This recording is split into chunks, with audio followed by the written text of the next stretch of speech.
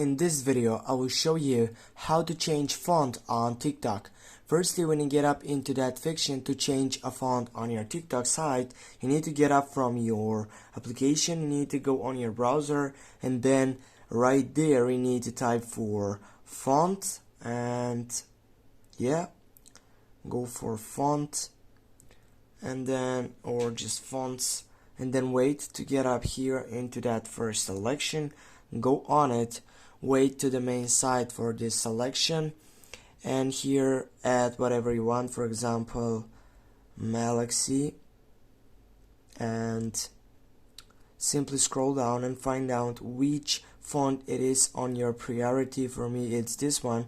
I will just tap and hold on it to get that copy on it, but I will go cut to get it fast, and then simply go back. For example, you can add as a comment or whatever you want, you can add that text with that new font site. Now go on it, just simply go paste and just get it up, and now as you can see guys, we have done it.